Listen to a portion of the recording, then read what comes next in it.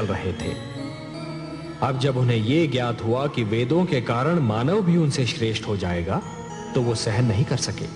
मैं हयग्रीव को ऐसा कड़ा दंड दूंगा कि वो जीवन भर भूल नहीं पाएगा। ब्रह्मा जी, वेद मेरी वाणी है। मानव कल्याण के लिए उन्हें मैंने रचा था। उसने वस्तु मेरी चुराई है और इसीलिए अपने विरुद्ध किए गए अपराध का दंड भी उसे मैं ही दूंगा। परंतु आप निश्चिंत रहिए, काग अपनी चाल बदल लेने से हंस नहीं बन जाता। विष अपना रंग बदल लेने से अमृत नहीं हो सकता। वेदों को अपने निकट रखने के उपरांत भी दानव अपनी दानवी प्रवृत्ति नहीं बदल सकते। फिर भी अपनी पवित्र वाणी को अपवित्र वातावरण में नहीं रहने दूंगा मैं। यह मेरा संकल्प है। जो संस्कारहीन है वो ज्ञान तक पहुंचकर भी अज्ञान के अंधकार से बाहर नहीं निकल सकते। हे जनार्दन, एक और विचार भी मुझे व्याकुल कर रहा है। मेरे अनुरोध पर भगवान शिव ने पृथ्वी को जलमग्न करने का निर्णय लिया है। दूसरी ओर मनु ने सृष्टि की सुरक्षा के लिए आमरण व्रत रख लिया है। धरती के जलमग्न होने में अधिक विलंब नहीं है। आपके पुत्र मनु की इच्छा और हमारा उद्देश्य एक ही है। उसकी इच्छा है मानव कल्याण और वही हमारा भी उद्देश्य है। अब महादेव के निर्णय और हमारे उद्देश्य की पूर्ति के बीच क्या होना है, यह आप हम पर छोड़ दीजिए। आप चिंता मुक्त होकर जाइए ब्रह्मलोक। हे नारायण, सृष्टि के कल्याण के लिए आप जो भी करेंगे, सृष्टि का कल्याण उसी में है। प्रणाम।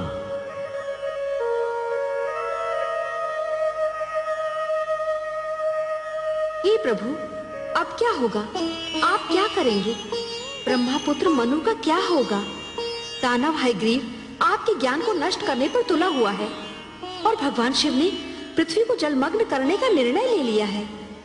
अब वही होगा देवी जो मेरा वचन है। मैं वचनबद्ध हूं कि जब भी कोई शक्ति मानवता के लिए संकट बनेगी तो मैं उसे अवश्य रोकूंगा। जिस प्रकार सूर्य अपना तेज बांटना नहीं छोड़ सकता, जिस प्रकार एक दीपक अपना प्रकाश फैलाना नहीं छोड़ सकता, उसी प्रकार मैं भी अपने वचन से मुख नहीं मोड़ सकता देवी। अब मेरे प्रथम अवतार का समय आ गया है देवी। मत्स्य अवतार। परित्राणाय साधूनाम विनाशाय च दुष्कृताम धर्म संस्थापनार्थाय संभवामि युगे युगे। देखा जब यह छल कपट सह न सके भगवान, दानव रोक ना पाएगा मानव का कल्याण। मानवता की नाव जो फंसे बीच मझधार, तभी विष्णु अवतार ले कर दे बेड़ा पार, कर दे बेड़ा पार। जो सुनेगा ये पुराण पाएगा सुख और ज्ञान, पाएगा सुख और ज्ञान। कर्म को ही धर्म जान, प्रेम की तू छेड़तान, प्रेम की तू छेड़तान। बीते युग बता रहे हैं, बीते युग बता रहे हैं, सत्य पथ पे चल सुजान। विष्णु पुराण, विष्णु पुराण, विष्णु पुराण।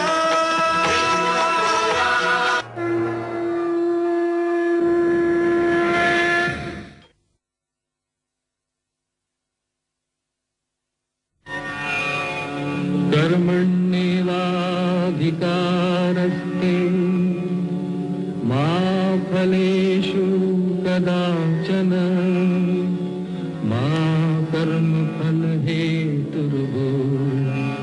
मा ते संगोऽस्तविकर्मणि।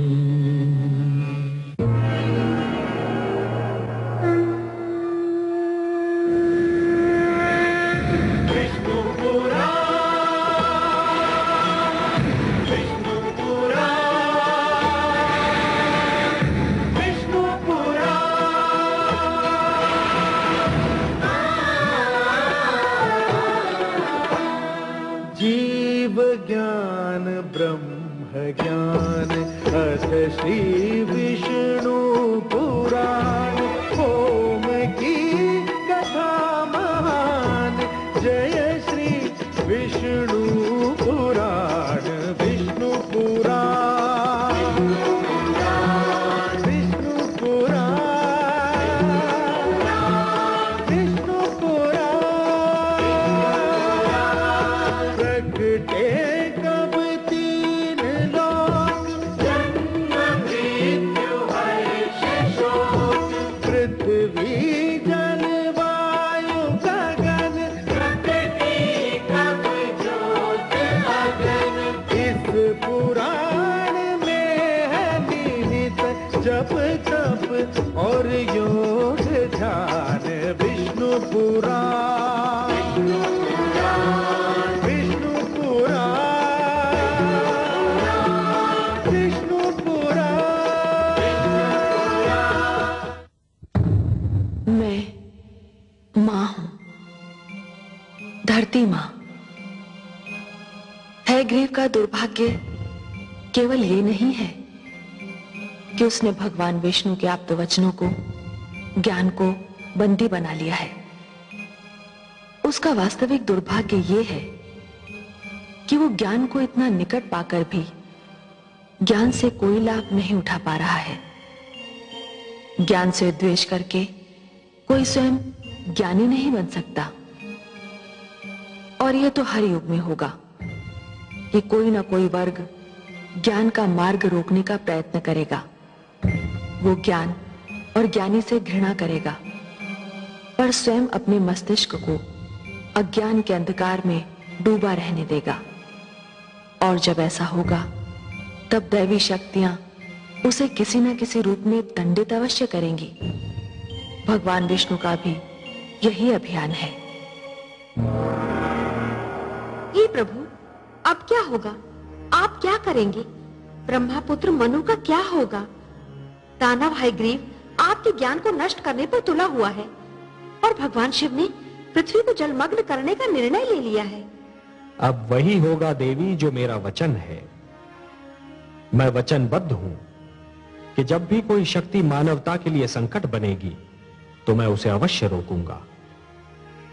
जिस प्रकार सूर्य अपना तेज बांटना नहीं छोड़ सकता, जिस प्रकार एक दीपक अपना प्रकाश फैलाना नहीं छोड़ सकता, उसी प्रकार मैं भी अपने वचन से मुख नहीं मोड़ सकता देवी। अब मेरे प्रथम अवतार का समय आ गया है देवी। मत्स्य अवतार, परित्राणाय साधूनां विनाशाय च दुष्कृतां धर्म संस्थापनार्थाय संभवामि युगे युगे। मत्स्य अवतार? हाँ देवी, मैं मत्स्य का रूप धारण करके पृथ्वीलोक पर जाऊंगा। आप पृथ्वीलोक जाएंगे? हाँ महादेवी। और मेरा क्या होगा? जब से आपने मेरी रचना की है, मैं आपके बिना एक पल भी नहीं रही हूं। आप ही तो कहते हैं कि मैं आपकी अर्धांगिनी हूं।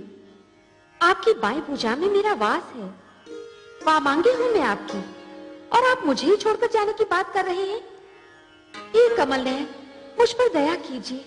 एक क्षण भी मैं आपसे दूर नहीं रह सकती। हे सर्वश्रेष्ठ, हे नारायण,